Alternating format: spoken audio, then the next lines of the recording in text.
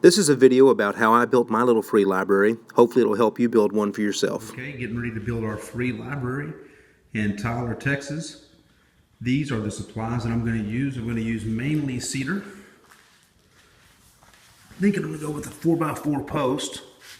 I'm going to have to line that up later once I get the main house built to make sure I don't need a 6x6. I'm going to use some tongue and groove cedar for the sides. I'm going to cut this board down into these main squares here. Use those as the base and also what will be the second row for the books.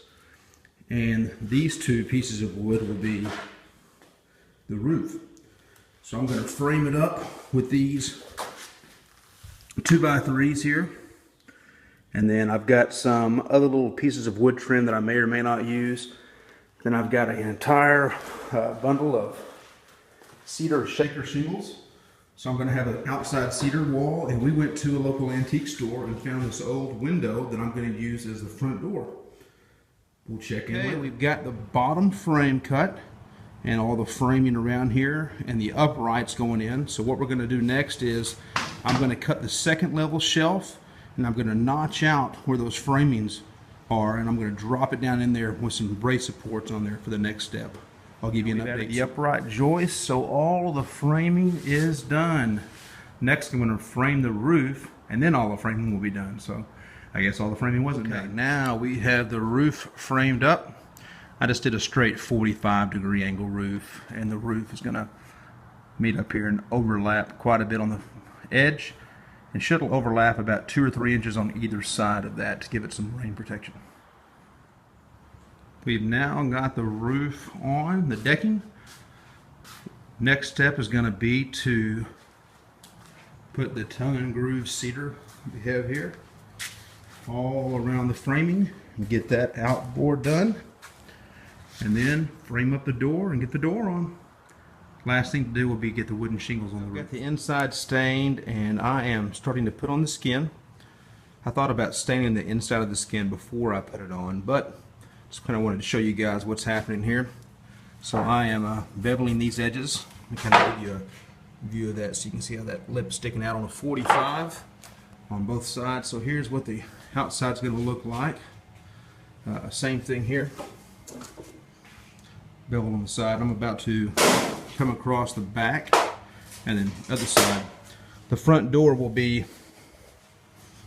on this side, and I'll give you guys an update as soon as I start doing that. And I may show you a couple of tips here in just a second on how to measure for those 45 beveled corners to give you a good solid edge. Here's I have measured out a couple of things. First thing I found when I measured is that, let me pick this tape measure up. So these boards are 5 inches wide from, not from the end of their tongue, but from intersection to intersection. So the actual grooves are 5 inches apart. But as you can see, if I measure from the edge here to the edge, it is 25.5 inches. So what that means is that I would have a little over 5 boards, and I would need a little half-inch board there on the end, which is not going to work. So the way that I'm going to do that is not having 5 evenly spaced boards, but having one that is going to be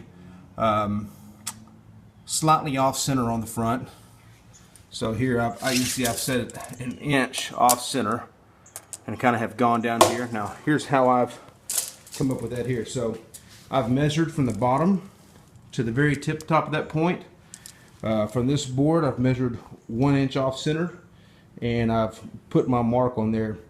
Then I measured down to the tips of these, the outer tips of this, and have drawn my lines. So I've got my lines outlined there. I'm about to cut this out. I've got all these boards together, then I'm going to put them up. Now realize on this outer portion I'm going to put a piece of trim that's going to go across this on the outside of these boards, so I don't have to be perfectly exact meeting up here. So as long as it just gets up there, I'm going to be able to cover up any flaws by a nice piece of trim that just goes across the outside of that. Okay, let's see what I have nailed and assembled this on here now. You see that the top doesn't line up completely perfect with the top, because what I did is I set the bottom straight. Instead of pushing it all the way up, I went ahead and just lined the bottom up. So I knew that gap would be okay. I think I could have pushed it all up in there and it would have been fine, but the bottom would have been a little jagged and I would have had to trim that up later. So since I'm going to put a piece of trim all along the front of this and cover that up, no big deal. But one thing I wanted to point out to you was you can see these joints aren't quite together. They're pretty close. I mean, I'm up pretty close, but you know, if you back up pretty far, you can't see. Well, you can a little bit there. Let me show you this other side. So let me show you one way to fix that. I'm going to just grab a piece of wood over here. Let me just grab something. Grab a triangle or something here. I'm going to come in here and I'm basically going to use this as sandpaper. Now you'll see me, I'm going to rub this edge, just watch what happens.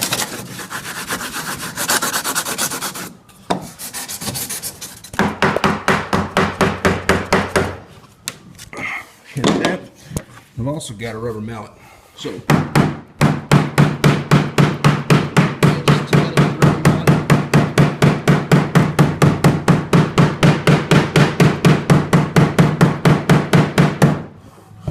you can see that does is it kind of rounds the edges over and closes it. So that's one way to handle that problem. You can sand it, you can rub it, but I can't get anything in there. That is a, let me see if I can, that is a pretty tight fit now. So if you back up, you can see where I've hit that. Now this is going to be painted on the outside, and I'm getting really detailed here. You don't really have to get that detailed, but if you want it rustic, you know, leave it a little bit more cracks. It's sealed off with a stud inside there, so no weathering is going to get in there or anything. But either way, let's move on. Right, we've got the front on, and we also just installed the door. Let me show you what kind of hinges I used to make sure that. So I used these. I'll show you what's called a surface hinge, invisible hinge. And I got this from Lowe's. I bought it. You can do it a full overlay, half overlay, or inset. I did a full overlay, so all I did was follow the instructions. It said on this part, measure 3/4 back. So I measured 3/4 back, dropped a line, did that hinge first, then this hinge, put one screw in, another screw. And this is the first time I've ever installed hinges on anything, so I was really kind of intimidated until I had to read the instructions 3 or 4 times and wrap my mind around it, but once I got it, I got it. So you can see I've only put the starter screws in because I'm going to take the door back off. We're going to do some paint in just a second, and I'll put all the final screws in. But put the first screw there, line it up, lined that up. Then I got my door set where I wanted it, and I put this top one in. And I'll tell you what I used is I used this cedar shaker shingle, what's actually going to go on the roof too. Once I got this top hinge set, I slid this in here until my depth was exactly the same here. I measured this to here, so I kept sliding this in and out to make sure that was right. Once that was right, I had already done this one, so then I dropped the bottom one. Once I got those two in, I decided I needed a third one just as heavy as this door is to make sure to hold it tight. So I put that third one in. Alright, I've got one side of the shaker shingles on. When you do shaker shingles, this is my first time, but I know a little bit about them. There's a couple different styles you can do. You can run straight edge all the way across and line them up perfect. You can go slightly off, which are like these, or I've seen some that are really, really separated, like an inch or so, really jagged, like a, person's set of dentures from England. Sorry, England.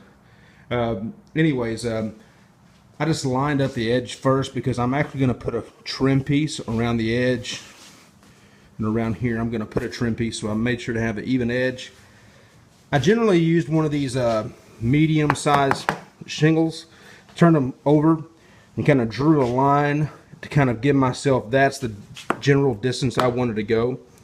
I am going to use a cap on top that's going to cover this, so I'm going to bring the other set of shingles over, and you can see where I trimmed the edges of this off. I kind of nicked into the board a little bit, but that's not going to be that big of a deal because once I get the other ones, I'm going to bring them here and nick them off on this one, so they're going to touch the edge, and then I'm going to put the trim piece on top. We'll give you an update. This shaker shingle roof on. I'm still trying to decide. I ended up overlapping these last boards, and what I did is I just took a jigsaw and follow the line. Kind of cut a pretty good line, kept it pretty smooth, and it still looks kind of keeps its character. So I may or may not put the topper on it, but if I do, here's what the topper is going to look like, just to kind of give you an idea. Of course, I would cut it off to length, but that's what the topper would look like, and I would probably paint that some other color, or might leave it natural, I'm not sure. So I've got to decide topper or no topper, and if so, paint or no paint. Next thing to do is I'm going to here real quick. I'm going to create some trim pieces. So I'm going to trim out the edge here on the front. I've decided not to trim out the edge. My last video I showed that these edges were even, so I actually took a couple of them apart and made the ends jagged. Decided not to put a piece on the end here, but I am going to put a piece of trim on the front here, maybe some kind of scroll saw or jigsaw design to keep that up there. So I'll do that, and also put a piece of trim here. So I've got to get those trims cut and the trim here, and we'll follow up after the next. All right, we went online to littlefreelibrary.org and registered our library, and I wanted to show you what we got with the plaque and everything else that came with it. Let me open this envelope up and let's have a gander.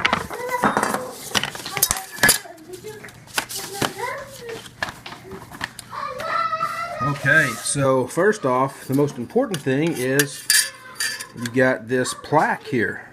We've got a charter number, and once we get the plaque, we can go online with our charter number and actually register the location. You can do everything as far as registering that goes. So we will mount that on there. Let's see what else you get. You get a nice free bumper sticker to mount on your car that I will not be using, but maybe somebody will use that.